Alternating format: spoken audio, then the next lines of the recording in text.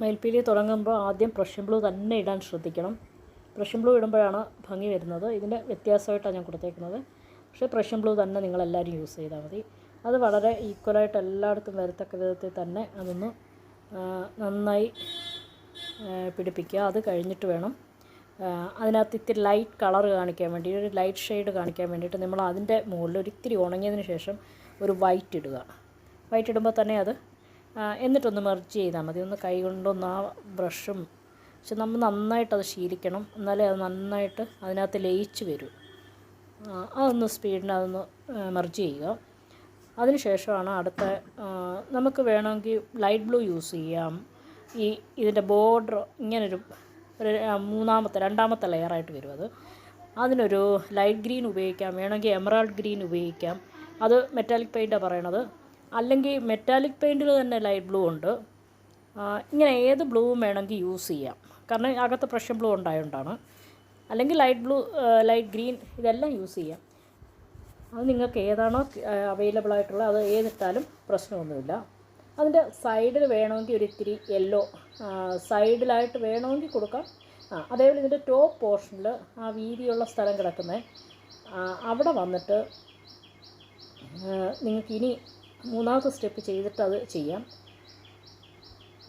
ബേൺസിനെ ഉപയോഗിക്കാം, അല്ലെങ്കിൽ metallic bronze കളറുണ്ട് അത് ഉപയോഗിക്കാം, ഇന്ത്യൻ റെഡ് ഉപയോഗിക്കാം. ഇന്ത്യൻ റെഡ് ഉപയോഗിക്കുമ്പം ഒരു കാര്യം, മുകളിൽ വരുമ്പം യെല്ലോ തന്നെ വരുത്താൻ നോക്കുക മാക്സിമം.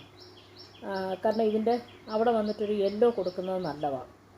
അത് കഴിഞ്ഞ് പേൾ മെറ്റാലിക് ഗോൾഡൻ ഗ്രീനാണ് കൊടുക്കേണ്ടത്.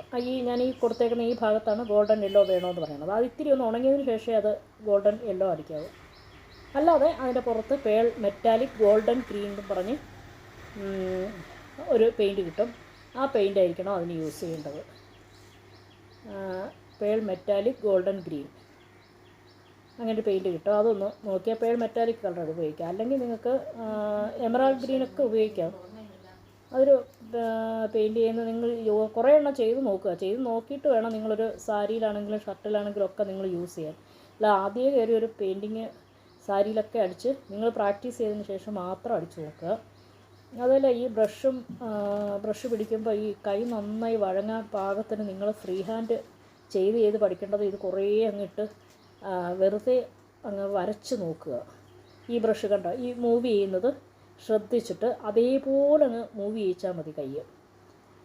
കാരണം അല്ലാതെ നമുക്കത് പ്രാക്ടീസ് ചെയ്തെടുക്കാൻ പറ്റത്തില്ല. ഒന്ന് ടീച്ചർ വരയ്ക്കുന്ന ഇതേ കണ്ടോ ഇങ്ങനെ അങ്ങ് ഫ്രീ ആയിട്ട് വിടണം. അന്നേരം നന്നായിട്ടത് വഴങ്ങും കൈക്ക്. അല്ലാതെ എല്ലാ കുട്ടികളും പറയുന്നത് ടീച്ചർ അത് വരയ്ക്കുമ്പോൾ മാത്രമാണ് കുഴപ്പം വരുന്നതെന്ന്. അത് എന്താണെന്ന് ചോദിച്ചാൽ ബ്രഷിൻ്റെ പോയിൻ്റ് നിങ്ങൾ അങ്ങേ അറ്റം വരെ കൊണ്ടുപോകുന്നതുകൊണ്ടാണ്. ഇത് ഇങ്ങനെ വന്നിട്ട് അങ്ങ് വിട്ടാൽ മതി. അത് മനസ്സിലായോ? കൈയുടെ ചലനം മാത്രം നോക്കിയിരുന്നാൽ മതി. അപ്പോൾ മനസ്സിലാവും. എന്നിട്ട് അതേപോലെ ഈ നടുക്കുള്ള വീതിയുള്ള ഭാഗം കണ്ടോ നിറയെ കളർ വെച്ചേക്കുന്നത്, അതിൻ്റെ അടുത്തൂടെ കൊണ്ടുപോയിട്ട് വേണം മുകളിൽ വന്നിട്ട് വിടാൻ. മനസ്സിലായോ? അതൊക്കെയാണ് ഇതിനകത്ത് ശ്രദ്ധിക്കേണ്ടത്. കാരണം അങ്ങനെ നിങ്ങൾ പ്രാക്ടീസ് ചെയ്താൽ എളുപ്പം ചെയ്യാൻ പറ്റുന്നതാണ്. കാരണം മിക്കവരും ഇത് വരച്ച് നന്നായി പ്രാക്ടീസ് ചെയ്ത് അറിയിച്ചിട്ടുണ്ട്. അപ്പോൾ അതുകൊണ്ട് ഇങ്ങനെ തന്നെ അങ്ങ് പോയാൽ മതി വരയ്ക്കാൻ. ഓക്കെ, ഇതൊന്ന് വരച്ച് എനിക്ക് തിരിച്ചയക്കൂ. അപ്പം ഞാൻ അടുത്ത പറഞ്ഞു തരാം. 2-3 വരച്ച് നോക്കിയതിന് ശേഷം മാത്രമേ നിങ്ങൾ എനിക്ക് ഇട്ട് തരാവൂ കേട്ടോ. കാരണം അത് പ്രാക്ടീസ് ചെയ്തു എന്ന് എനിക്കപ്പം മനസ്സിലാവും. അതുകൊണ്ട് മാക്സിമം പ്രാക്ടീസ് ചെയ്യൂ. ഓക്കെ.